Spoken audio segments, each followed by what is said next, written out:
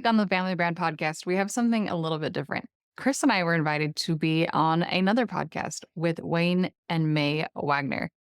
I thought after we were done recording that this would be so good just to have on our podcast. They share so many wonderful ideas that they incorporate into their year-end family planning. And so I asked them if they would share their audio. So it's going to sound a little bit different, like Chris and I are actually being interviewed because we are. And you'll hear two new voices. And again, that's Wayne and Mae. They have become incredible friends. They own some businesses on the East Coast. And they're just an incredible family that we have really loved getting to know the last couple of years. So that's who the other two voices you'll be hearing. And then, of course, Chris and I. And it all is leading towards this idea of how do you plan an epic year next year? And this is the time to start thinking about it. And we have, throughout this episode, I'm going to share the ideas that Chris and I use and implement that they've evolved for us over the years. And we've come to this place where we have this really cool system to not only plan your next year, but end this current year really powerfully and intentionally as well. So if you go to familybrand.com forward slash best, you will be able to find all of the details, all the free stuff we're getting away. I think it's like 11 pages of step-by-step how to have a really cool meeting. And you can do that with your spouse or partner. You can go have, a date night together and kind of tackle this together. But there's ways that you can incorporate these ideas with your kids too. That's all in that guide. So go to familybrand.com forward slash best. And I hope you enjoy this episode where we go into a lot of details and some new ideas too from Wayne and Mae. Enjoy. Welcome to the Family Brand Show. We're Chris and Melissa Smith of familybrand.com, husband and wife, parents of 5, and we want to help you take back your family and to live life on your terms. And we know being a family can feel really overwhelming. Parents tell us they feel like they're being pulled in a million different directions. It's so challenging to navigate the uncertainty and all the chaos that's happening in the world right now. And that's why we want to bring you every single week actionable tips and strategies that you can implement in your daily life to become a better parent, to become a better spouse, and to build a stronger family. And look, there's never been a better time and a more important time than right now to take back your family. You can define what your family stands for, or the world is going to do it for you. And the world needs strong families now more than ever. And it starts right here with your family. Hey, this is Wayne Wagner with another episode of the Envision More podcast. And we've got repeat visitors today. And they are two of our for me, it's three of my very, very favorite people. We've got Chris and Melissa Smith, and then my amazing bride, Mae Wagner, is joining us today. And Chris and Melissa have got a number of companies they run. Today, we're going to be talking about the Family Brand, which we had them on earlier this year in 2024 and had a great conversation about Family Brand. We're specifically going to be diving into kind of year-end planning, year beginning planning. How do we end well, begin well on the year with our families as we're raising kids? And for Mae and I, we're a little different stage. Our kids are adults now. And so how do we incorporate that? So Chris, Melissa, Mae, thank you so much for being with us here on the Envision More podcast. We're really looking forward to this discussion. Thank you. Yeah, it's an honor to be here again. Cool. Chris and Melissa, I know we were talking before we kind of hit play here on, when it comes to year-end planning, like how do we start? I mean, the Wagners, we started, like, we've just been fits and starts and we're getting a little bit more systematized today, and the kids are older. And so there's more stuff that we can dive into both individually and kind of corporately as a family. But it was really by accident that we got started doing some of this stuff. How did you guys start and kind of what does it look like? How's it evolved? I would say ours has been a bit by accident as well. The evolution was first, Melissa came to me one year in like February, and she was like, "Hey, all those goals that you and I both set and all these goals we set for our family?" And I was like, "Yeah." And she goes, "And you know that it's like February and we're not following any of them?" I was like, "Yeah." And she goes, "And you know how we do that every single year?" I was like, "Yeah." She's like, "Well, I don't want to do that anymore. It doesn't feel good to like, you know." She's like, "We're setting ourselves up for failure. We do it every single year." And so she was the one who actually came up with this idea of, what if we just chose individual words or themes that we wanted to embody for the year as an individual, then did that as a family? And that alone made a huge difference for us. And we found ourselves actually becoming more and doing more by having kind of a North Star for a word or a Mhm. theme. So we'd been doing that for a while. Then one year, again, Melissa's always, the one I think who majority of the time has this brilliant intuition for our family.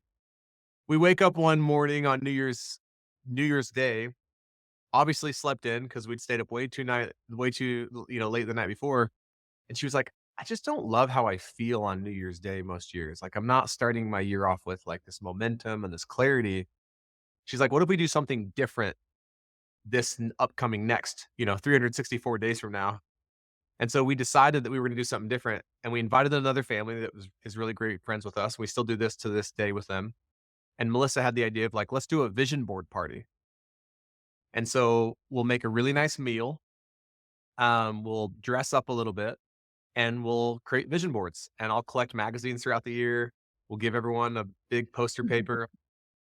And then she also had the idea of like, we also should do an awards night. Like how Mm. like award ceremonies are fun. Like Mhm. let's put an award for how they've shown up. And she printed official certificates. But it wasn't like you were the most athletic or you scored the most points. It was like you were the most brave. You were courageous. You were kind. It was like acknowledging who they were. So we did it our first year. And us and this other family were like, that is the most fun we have ever had on New Year's Eve. And then we woke up New Year's Day like, wow, like we already have a lot of momentum like going into the new year. Like we know what our vision is for a family. We know what our theme is. We'd all gotten these awards. And then the next year we said, well, what if we also thought about a powerful way to bring the year to a close? But before I get anything you dad, before I jump into the bringing the year to a close.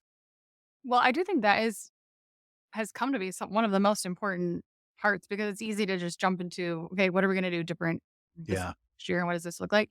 I've really loved the time to intentionally reflect on the last year. Like what are some of our biggest wins? What are some of our biggest challenges?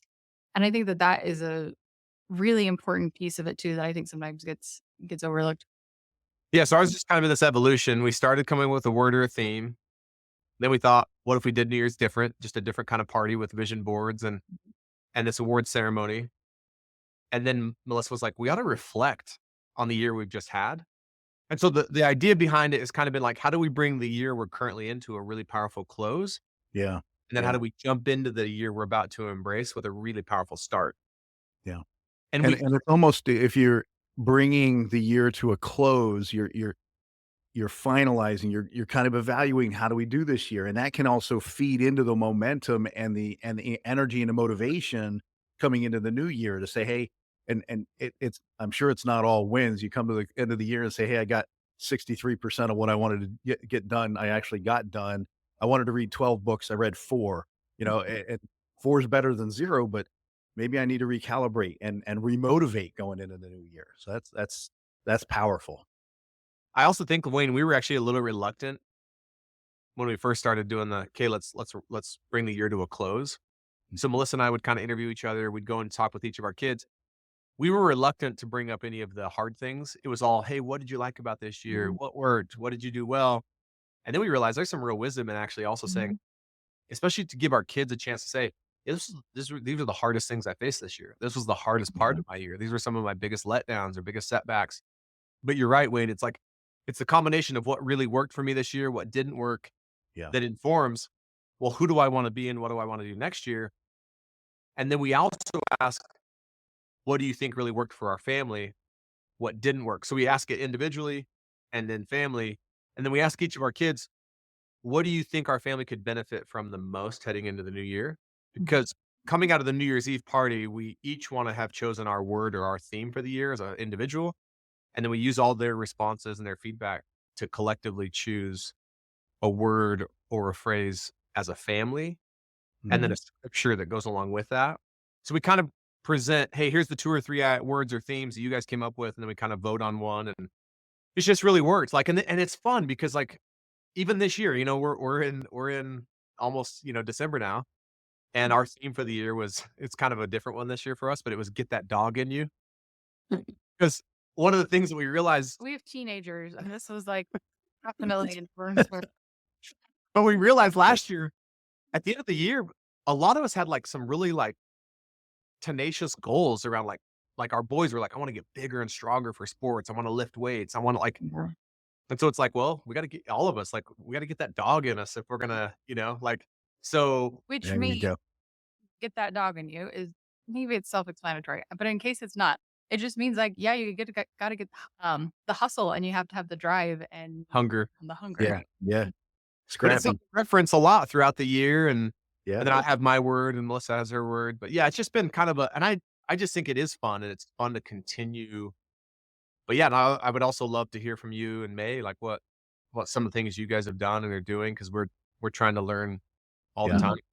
Well, I think that what's powerful about part of what you've just said is this idea of closure, but in the closure, you're being transparent about what's been hard.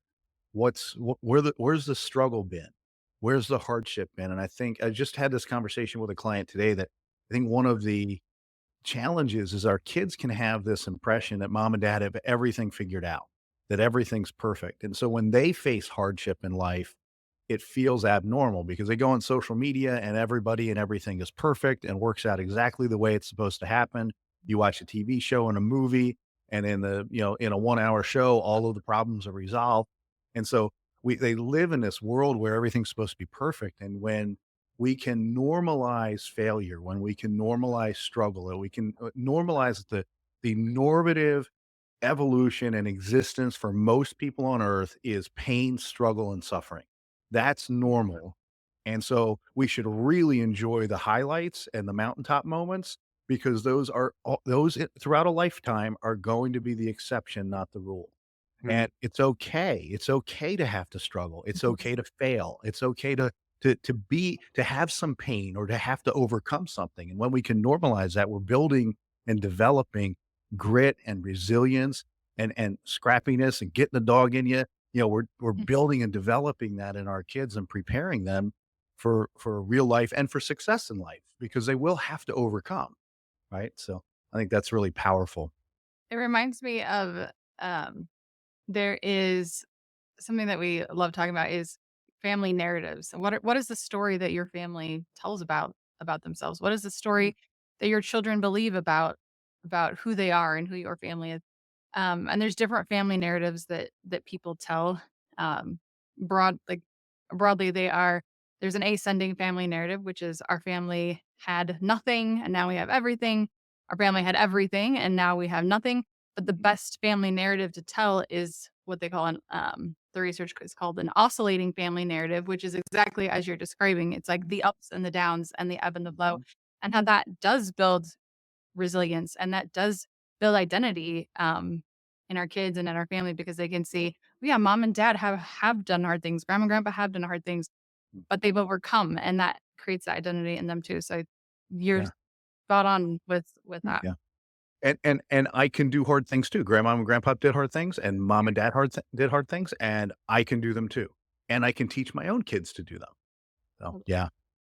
May, we kinda got started by accident, but let's pivot a little bit because some of our early attempts, the first couple were painful Mhm. because we're asking, 1 to 10, evaluate your relationship with each other person in the family. So you wanna talk about some of that? Yeah, so we had taken some time. One of the things that we try to do is get away because we have so many distractions, and for especially for me to get away and not have to, deal with the day to day, to be able to focus on goal setting, it's very important. So we had gone to Florida, and we were shut up in this Airbnb with our two kids that I guess were, I don't know, 14 and 17, 15 and 18, somewhere in there. Maybe CJ had just started college, but um, I think they were younger than that. yeah. Bryce was middle school because we were struggling. Yeah. So we were in a position where my relationship with Bryce was not the best. And it was just normal teenage stuff, or we were going through it. And so we went around and we evaluated our relationships with one another on a scale of 1 to 10. And I gave Bryce like a 4. And I think it kind of blindsided him a little bit. He was like, "What? Wow." And I was like, "Well, let me explain. Let me explain why it's a 4." And as we went through everything, he was able to relate and see what I was talking about. And that year, I would say, was turnaround for him as far as always being focused on the other person in the relationship, not so much on himself. He had a very selfish mindset at the time. And I think it really helped turn him around.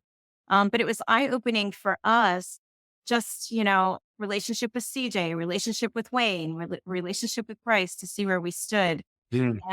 and then also be able to unpack it for one another. Well, when you say this, it makes me feel this, or when I ask you to do this and it never happens, I feel disrespected, or whatever it might be. And so those were all areas that we could start to work on, became very beneficial. And I will say, as far as goal setting goes, with the Wagner family, we have this motto that we do big things, and sometimes I feel a little overwhelmed with the goal setting because I have a million distractions throughout the year. And so there are a lot of goals that I don't attain during the year. Like at the beginning of the year, I'm really good about making the goals. And then we do a lot of benchmarks with our goals. So we have relationship goals with friends, say outside of family members. We pick, say, 5 people who we want to invest more in that year, and we name them, and then we break down, well, how's that going to happen? Is it about, am I going to ask her to go to breakfast with me? Am I going to intentionally,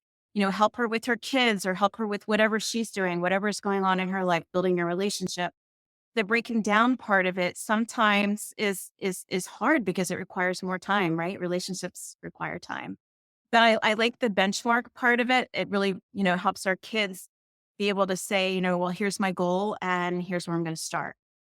How do I make it to that goal? And we do that with a lot of different areas: financial, self development. Help me out, Wayne. Yeah. I think Can I relational development too. Yeah. Yep. can I say something to that, May? That's amazing. Is like, I want to borrow that idea of Yeah, I love that. ranking. Like, hey, where are we at inter Yeah. family relationships? But it also like, I just think if more individuals, more couples, more families, more teams inside of companies built this muscle of we can talk. Mhm. And it's like about what? Anything. Yeah. Mhm. Like there isn't anything that we couldn't create or get through or overcome together if we can talk. Mhm. Yeah. Just so for you and Bryce to be able to say, like, yeah, this is like it's on a scale 1 to Mhm. 10 or for me. And like that like muscle of being able to talk is like so beautiful. And that awareness of like, oh, like, because I Mhm. think sometimes I think we judge people sometimes like, well, you should just know. It's like, well, I don't know, and sometimes you have to tell me to like be like, whoa, I had no idea that's what was going on for you over there. So Yeah. I'm gonna steal that. Like that's, and then I love that Melissa and I started doing this a few years ago, and we got the idea from someone else. I think we might have got it from Dan Martell and Dan and Renee. So Dan wrote a book called Buy Back Your Time, but Dan calls me one year in like November, When was last year? and he was like, "Well, because we started, so we must have got it from someone else because we've been doing it for a few years, but not as intentionally as Dan. We would identify, like you said, May, a list of families that we Mhm. wanted life with the next year, which has been really awesome. But Dan took it to another level. Dan calls me, and it was like in November. He goes, "Hey, you have been identified as one of the families we want to do life with Yeah. next year. Like, are you in?" Like, basically, it was like a sales call. Like, are Yeah. you like, give me your word. Like, either you're in or you're out, or talk to Melissa, do whatever you got to do. Let us know if we can count on you. Because if not, we're gonna go find another. We'll put someone else on the list. And that was like really profound to me. And then to your point, May, he wasn't just like, I was like, after I got back to him and said, "Yeah, we're in." He wasn't just like, "Oh, okay, we'll get around to it." He goes, "Okay, well, let's get on a call with me, you, Renee, Melissa, and get our calendars out." And I was like, "Wow, that is like, Yeah. it's just a really cool like, because who doesn't want to get around other couples, Yeah. other Who families? says no to that? No one says no to that. Yeah, Yeah. Yeah. That's Yeah. good. That's great. Yeah. And I think the 1 to 10 evaluation has bled over into and evolved for us to now. We will regularly ask one another, just like in a normal week, I might ask the kids 4 or 5 times, two questions, really 1 to 10, how are you doing? And then 1 to 10, how are we doing? Because that gives us a quick, easy check in the busyness of life, in the chaos that's going on, in all of the stuff that we've got going on, to be able to just say, "Hey, all right, I've got to pause and reflect. How am I doing?" And we also find that so Bryce, normal for him is 7, 7.5. He's dating Morgan for a long time now, but Morgan comes in and her definition of okay is about 6. Well, if Bryce were at a 6, I would ask him a couple follow-up questions, but for Morgan, her answer is it's 6, and that's good. That's a pretty good number for her. Now we end up having some conversations to put some context around what do these things mean, because, like, at a 2, we're starting to put sharp knives away, and, at a 1, we're probably calling in some professional help. Yeah. Um, let's put some context around these things, and have we ever had a 10? Is there a 10 day where where everything is awesome? So, we have those conversations too, but it's given us a really neat check-in that we can do just in kind of in the path, in the course of life. So just as when we just have a couple minutes together. So that's I pretty love cool. that. So Okay. that's cool. No, that's great. So you guys do this on New Year's Eve, kind of on every New Year's Eve. This is the plan for the Smith family. Yeah, well, so prior to New Year's Eve, because we do give out the awards and everything on New Year's Eve, and so we do those kind of that year-end reflection. We usually do that before, so that'll be happening usually that kind of weird week after Christmas, before New Year's. Sure. It's like something to put in there where we do. I even give all the kids papers, and before they could read, I take each of the kids aside one at a time, and we'd have these conversations. Like I mentioned earlier, just reflecting on the past year, and then we take all that information, Chris and I, and usually we'll have a little side meeting prior to our New Year's Eve, like award seminary New Year's Eve award ceremony, looking at, okay, what awards can we give this year? That's kind of something that we collaborate on, and then we do the award ceremony. And I like what you said earlier, May, about having a getaway. Also, our anniversary falls on January 5th. Well, Um, nice. and so it is so perfect for New Year's planning too. So usually we will have where we try and get away and kind of formalize plans, like actual concrete calendaring and stuff after that. Yeah, and it's also just fun too, like, so that like the week of, like Melissa said, we do the review, but then on New Year's Eve, we let the kids pick the meal, and we try to make like a really nice meal, sit down, but it's just fun too. Like, I don't know, I think there's something also tactile about the fact that kids these days don't know what a magazine is and Hmm. don't flip things. So the fact that Melissa saves these magazines up through it, that's just fun. Like, kids aren't on their phones looking at what it's like, they're flipping through magazines and, you know, cutting out things that call to them, and then I wanna really I think we need to unpack that a little bit, because you've used that word, and I mean, we've had it. May and I have had a couple of vision boards over the years, but Melissa, can you spend a minute or 2 and just explain what is a vision board? Yes. So we usually go into our vision boarding with those papers already filled out about what are you looking what are some goals you have for the next year, and the reflection. So they have a little bit of an idea of what might go on a vision board based on those questions that we've talked about and they've answered. But for the way we do our vision boards is I just buy them like a half sheet of poster board. And like Chris said, I've just saved up magazines the whole year. And sometimes it's a very intentional process where it's like, okay, I want to find a picture of a baseball because I want to try out for baseball and make the baseball team this year. And other Okay. times it's more, I actually had a mentor that this is how she did it, that I've kind of it's a cool story. that I've kind of fully embraced because I think it's really fun. Is she's just much more intuitive. Like, she might have a few things that she intentionally puts on the board, but it's very intuitive as she's flipping through the magazines. It's like, okay, what in this magazine is reaching out to me and calling to me? And she's cutting like those things out. So the story she shared with me is, I think she put an Eiffel Tower on her vision board one year with no intention of ever going to Paris or doing anything. But as the year progressed, she ended up finding herself at this masquerade party in Paris, and it was just, like, crazy story that Right. when she went back and looked at her vision board, she was like, "Oh my gosh, like, that was there all Mhm. along." And I think that's kind of fun, is seeing what does the universe, maybe have in store for me that I'm not even aware of yet, or what Right. does God have in store for me that Yeah. isn't even on my radar yet, and letting it kind of speak to you that way. That's actually been a really fun evolution. We should have brought our vision boards down, but I think Wayne, the way we first used to approach it was very mechanical, which is fine. It's like, oh, I know that these are my goals next year. I know this is my word. So I'll Mhm. cut things out of a magazine that align with that. It was Right. still great. And I think now it's been a combination and it's kind of cool. And we've even encouraged our kids like, hey, if there's something that calls to you in a magazine, you don't have to be able to explain it or know why it's calling to you to Mhm. out and put it on your vision board. Mm. Mhm. And like this was the first year I actually went into the vision board party that night, not having my word selected. I had some ideas, and then all of a sudden I'm flipping through magazine and I'm like, grow. That's kind of a cool word. Another magazine, grow.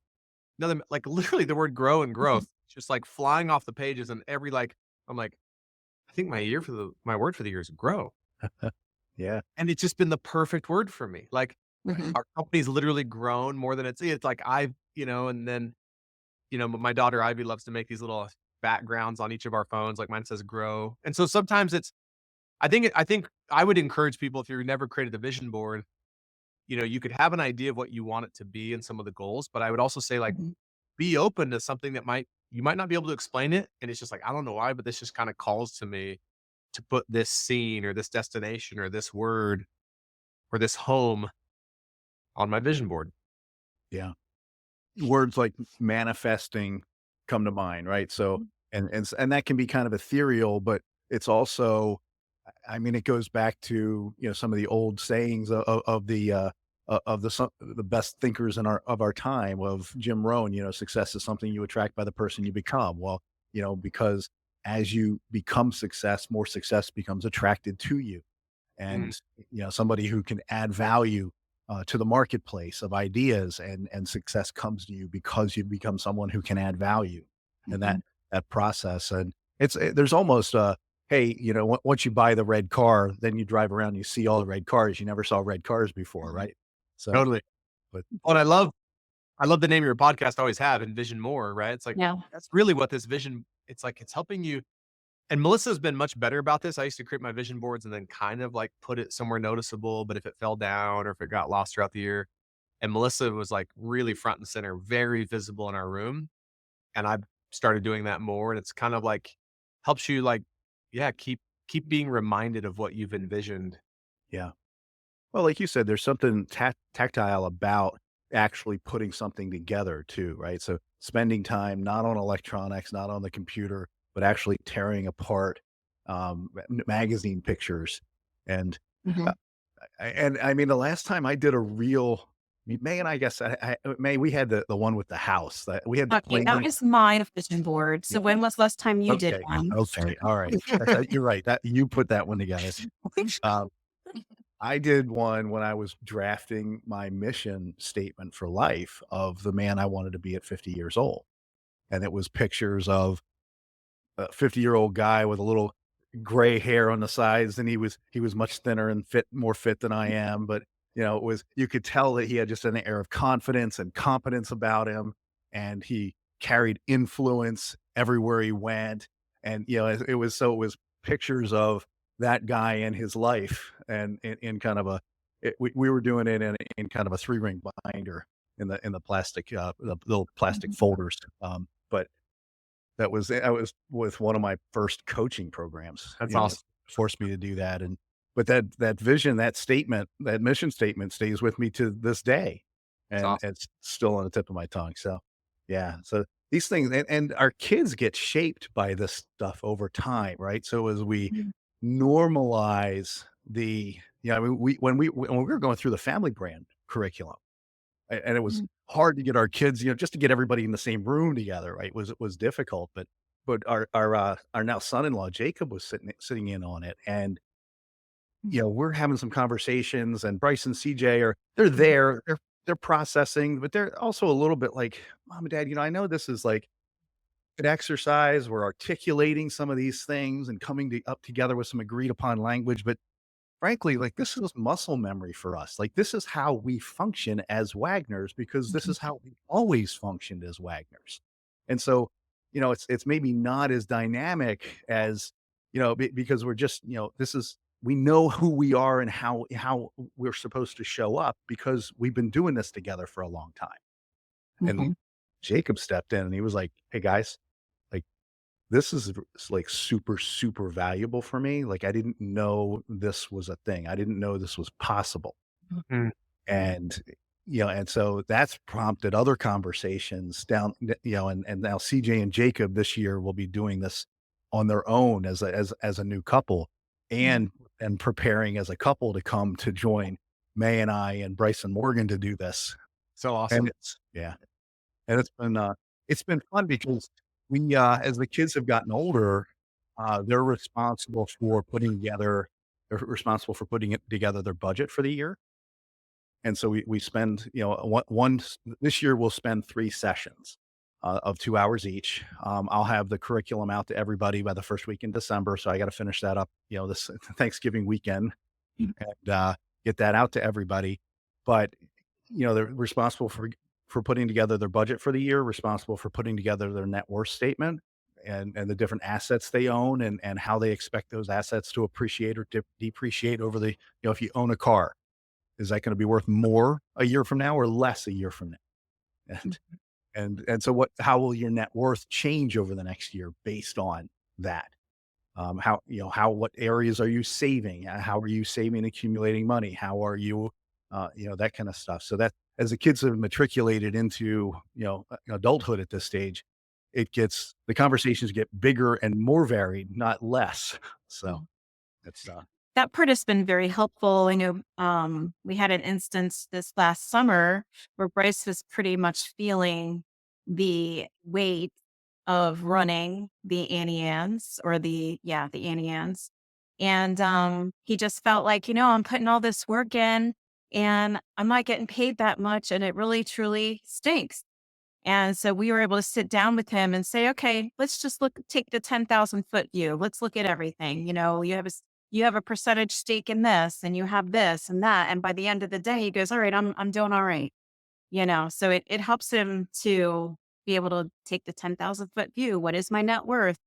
Am I improving upon that? Even though I feel cash poor at some times. So yeah, it was good. yeah. I love that you guys do that with your kids. Like, Yeah, what a great exercise. So Mhm. valuable. And it's so funny. You said something, Wayne. I think maybe it was your son-in-law that was like, I didn't even know this was possible. No, yeah. Yeah. I didn't know you could do things like this in a family. I didn't know families did things like this. And that's what's so interesting. It's like, and I don't mean this from a judgmental perspective, but it's just like, yeah, why don't we do things like this as a family? And why don't we think it's possible? Like these things that, I don't know many companies that don't do some sort of year-end planning for their company, think about their Mhm. for the next year, talk about budget, talk about it's just good business practices. Mhm.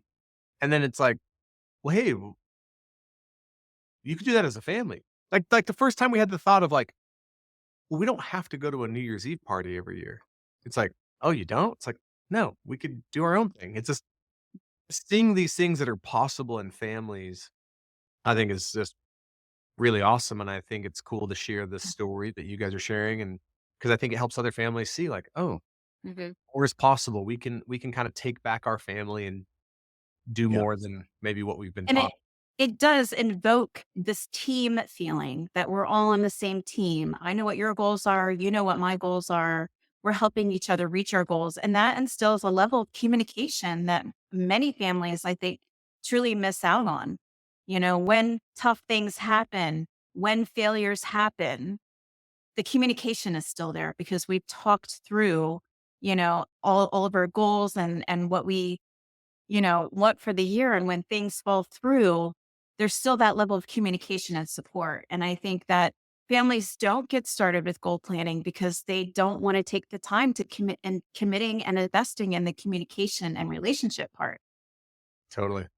Yep. Well, and we frequently are trying to protect our own identity, our own idol of our own self-image, right? I don't want to be critiqued or held accountable. Yeah. And when we Vulnerability. invite accountability and when we invite vulnerability, one of the things, when we talk about family brand with other people, we talk about how having shared core values invites accountability within the family without accusation. Mhm. It's not a hey, why are you doing that? What's wrong with you? It's a, hey, we're Wagners. We've agreed that this is how we show up. And that, and that enables us to Bryce and I have had a couple of hard conversations this year where he's come back and he's I've asked him a direct question. He hasn't told me the truth. And then he's come back to me and said, I don't want to be somebody who doesn't tell the truth. And he's told me the truth. And when we dug into it, he said, I asked him, well, why did you feel like you couldn't tell me the truth up front? And he said, well, I was afraid of how you'd react.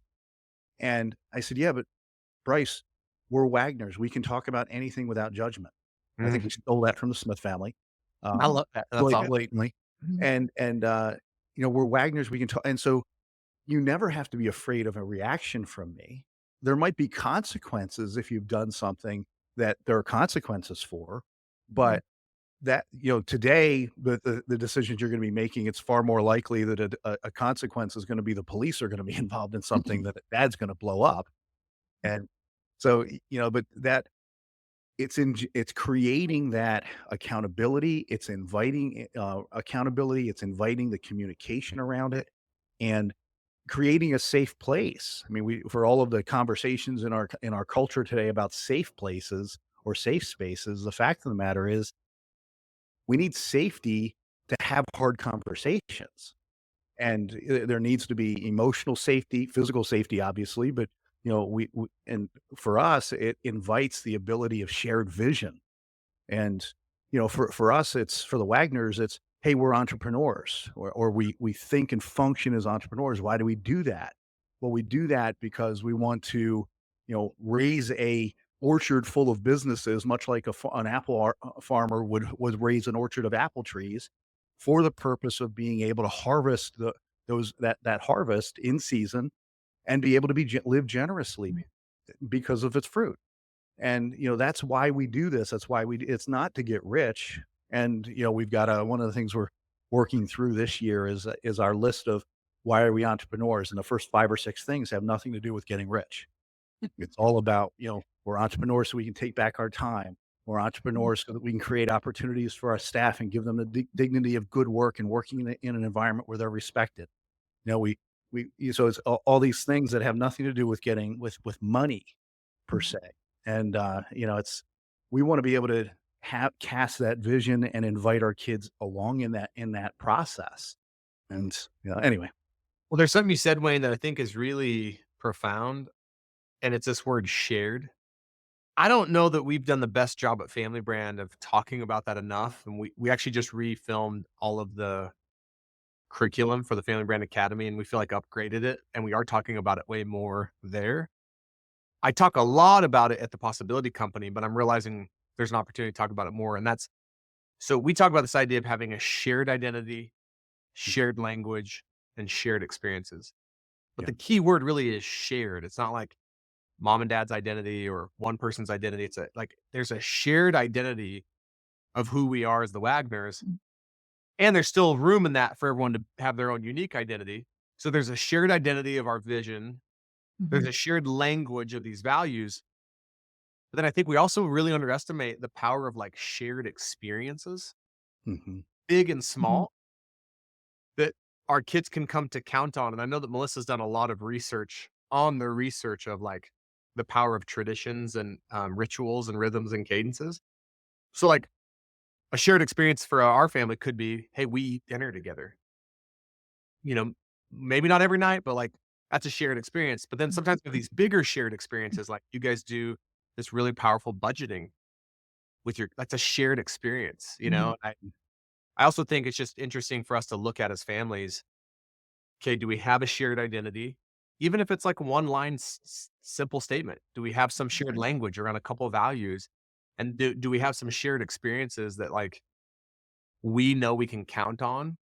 Because there's a lot of things in the world you can't count on, but to know like, I know I can count on my family. I know I can count on this. I know, and I hope my kids feel like this the rest of their lives.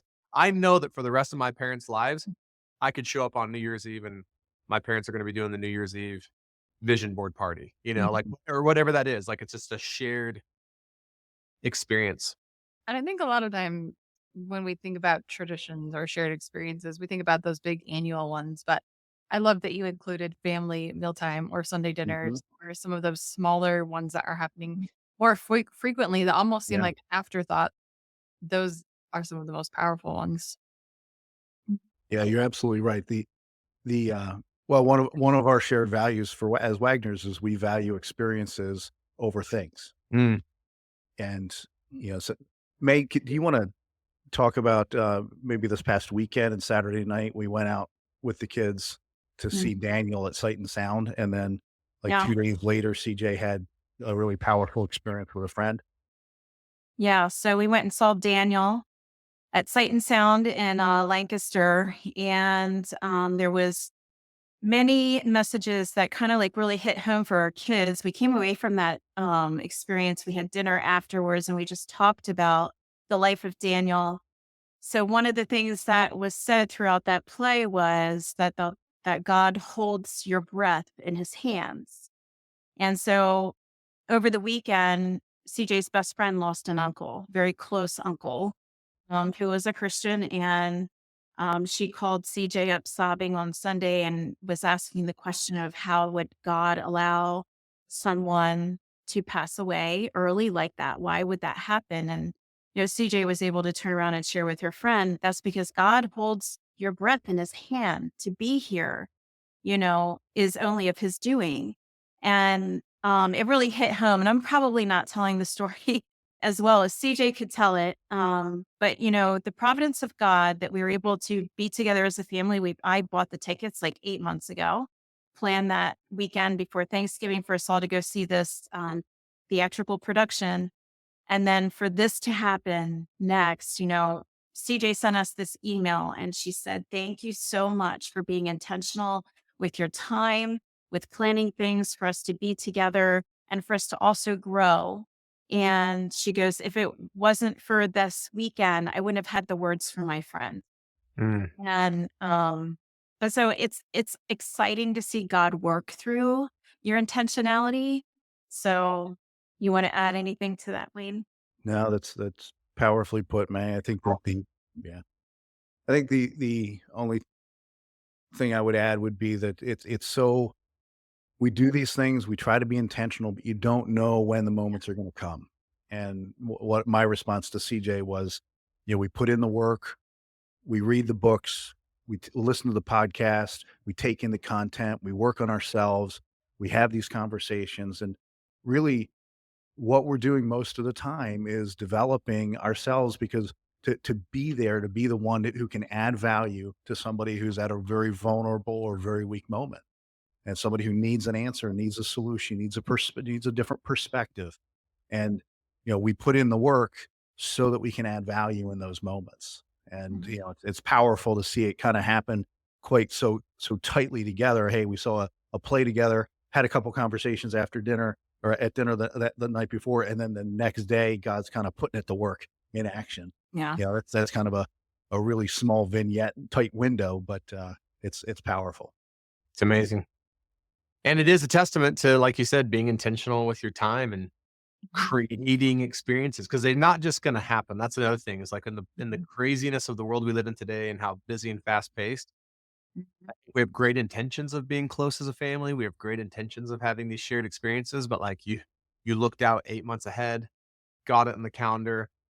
And I think most families have really good intentions about creating these shared experiences, but it's the execution of like Mhm. blocking it in the calendar, buying tickets, like whatever it is. So that's Yeah. amazing. Well, hey, we're up against our backdrop, our time here. Chris and Melissa, thank you so much for being here. We can't recommend Family Brand Mhm. and the curriculum and the work that you guys have put in there enough. We talk about Family Brand 3 or 4 times a week with people outside of our family.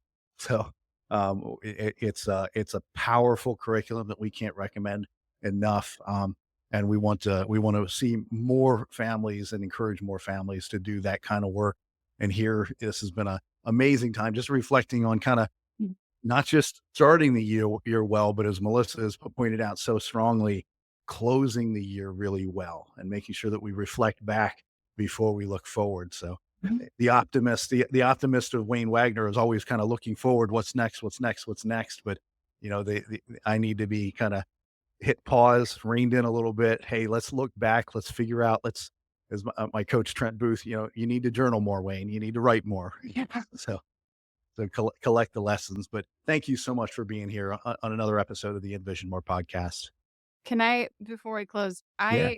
anything that I referenced as far as like sheets that I hand my kids or like the process that we follow, I give that away for free on our website. If anyone listening would like to have access and maybe wants to do this or wants to do something but doesn't know where to start, this would be a really great place to start. So if you go to familybrand.com/best, as in the best year ever, you can find again a free download for all of that. It will make it a little bit easier to do for your family. That's amazing. And we'll make sure that's in the notes for this Mhm. podcast episode as well. And you mentioned Jim Rohn, and I just want to say, he says, fail to plan, plan to fail. And I definitely don't want to fail. So, Amen. Well, thank you again for Yeah, having thank us you. on a second time. We always love being with you guys. Yeah. We'll look forward to seeing you soon. Take care. all right. Bye-bye. Thanks for hanging out with us today on the Family Brand podcast. But wait, before you go, I want to give you something. It's something I stole out of our Family Brand Academy because I thought it would make a big difference for you, and I want you to have it for free, no strings attached. It's how we run our family meetings, and not just our family meetings that we have every week, but also our family check-ins, which is the system we've developed for how to connect with our kids and each other, Chris and I, every single week. And we've had some great outcomes with this. Not only have we, but a lot of families that have implemented this have as well. Actually, life-changing outcomes, if I'm being honest. You'll definitely want to get this. Go get your copy at familybrand.com/meeting, and we will catch you next time.